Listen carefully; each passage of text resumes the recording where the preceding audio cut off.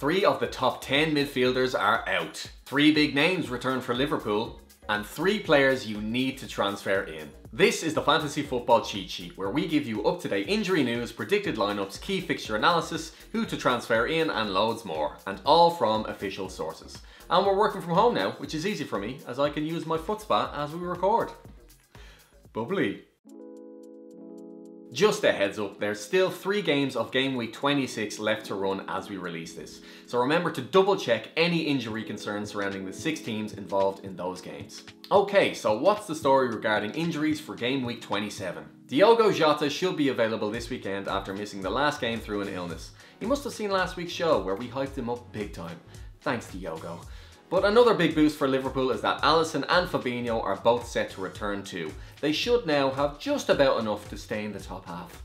Emile Smith-Rowe has suffered a hip injury about which Arteta said he was concerned, so it looks unlikely he'll play, while Aston Villa's Jack Grealish is 50-50 for the Midlands derby after missing the midweek match. Probably both down to those tiny shin pads, lads. What are you thinking? One of Dream Team's top 5 midfielders is out for the next 6 weeks. Harvey Barnes. Get him out of your team. Over 16% of you have got him, so don't get caught out. James Maddison is also out, so with Barnes and Grealish, that's now the 5th, 6th and 7th highest scoring midfielders out. England players are dropping like flies. There must be a tournament coming up in the summer. Cavani returned to the Man United squad against Palace on Wednesday, having missed 4 games, but he still achieved the same amount as Martial in that time. Just in time for him to chase shadows for 90 minutes against Man City. On to Newcastle, where St Maximin and Almiron are both out until April. This has affected them so badly that all takeover conversations with the club have been stopped, now that relegation is a real possibility. At this rate, Steve Bruce is their best attacking threat. Key fixtures. Before we get stuck in, remember this is a double game week for both Man City and Southampton. Although with a fully fit squad at Pep's disposal, that doesn't exactly guarantee 2 starts for many of City's players. Man City versus Man United. Where Carabao Cup semi-finals are concerned, City have beaten United at that stage this season and last. But in the league, it's actually advantage Ollie over Pep. It's 2 wins and a draw in the Manchester derby in the last 3 games. Anthony Martial has scored in both of those wins, although we can't see that happening on Sunday. As far as Dream Team goes, he's been outscored by the likes of Carlos Vinicius, Pedro Neto and Richarlison. Despite both sides being the top goal scorers in the league, the reverse fixture in December was actually 0-0. Here's where it gets quite depressing for United fans. City are in ridiculous form. They've scored 2 or more goals in 7 of the last 8 games, and their recent wins have all been against top opposition too, and Arsenal. They've won every single game since December 19th, which was a week after they played United in the league. What's scary is the variety in goal scorers. Of the 11 goals scored prior to the Wolves game, City had 9 different goal scorers.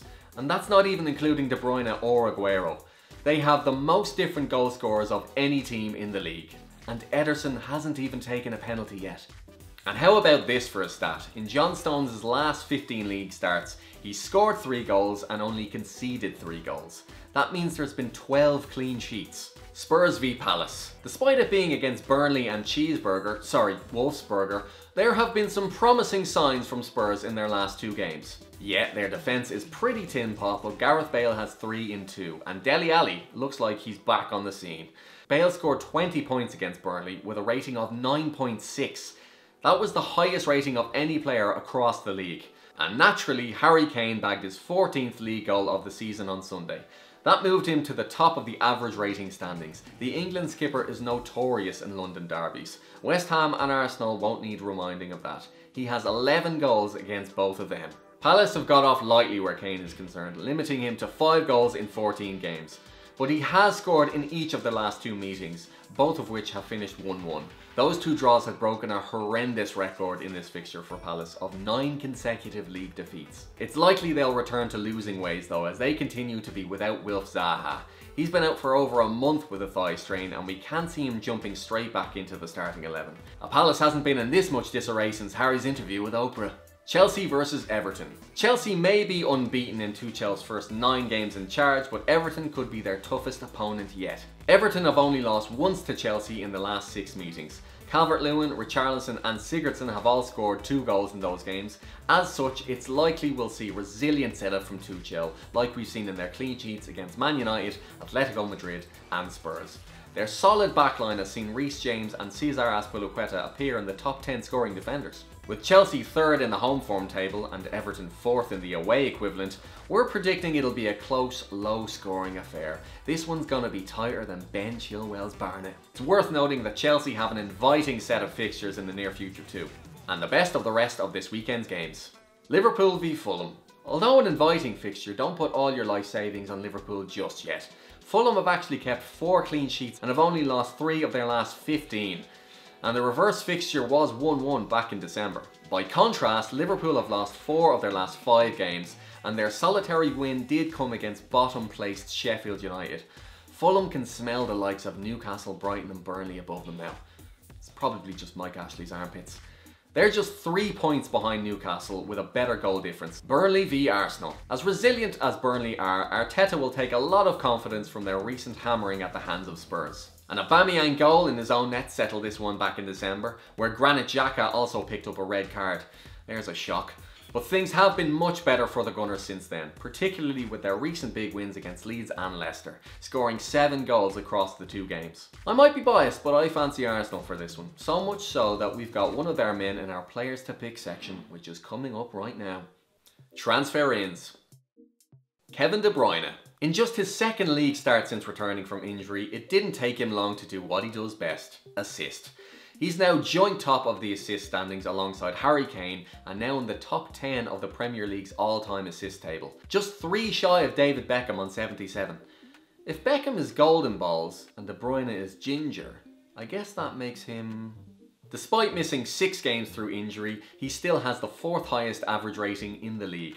And I know the Pep Roulette is often hard to predict when it comes to his starting 11, but when fit, KDB has started 19 out of 21 games in the league this season. Bukayo Saka. We're thinking ahead to game week 29 with this one. As we mentioned on last week's show, only 8 teams have a game in that round, and Arsenal are one of them. But before then, Arsenal come up against Burnley, and the man everyone wants to see at the moment is Saka. His resting against Leicester came after his 2 assists against Benfica sent the Gunners through to the next round of the Europa League. At 3.6 million, he is Arsenal's 2nd highest point scorer on Dream Team, and just outside the top 10 for all midfielders. Serge Reguilon. Contrary to what Roy Keane thinks, Spurs do have a very good defender, and it's Reguilon. Not only do Spurs have a fixture in game week 29, they come up against a Wilf Zaha-less Crystal Palace on Sunday. Ideal clean sheet potential. The Spaniard comes into this one off the back of a clean sheet and assist against Burnley, his 3rd assist of the season. And it's that attacking threat that gets us most excited. Only Son Heung-min has put more crosses into the box at Spurs than Reguilon. And we all know who's waiting in the box to get his head on it. Alright, so you're up to speed with who's available. Let's get some predicted lineups coming your way.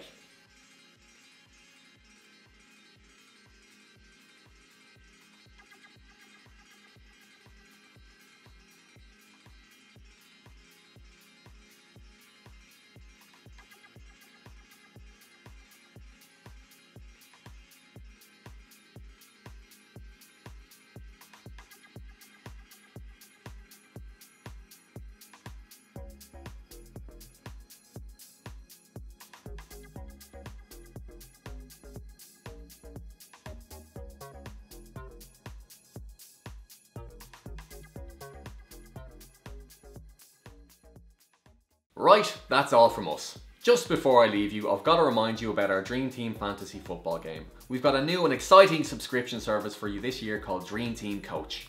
It offers projected scores, fixture difficulty rating, projected price changes and loads more if you're looking for that extra detail when picking your team.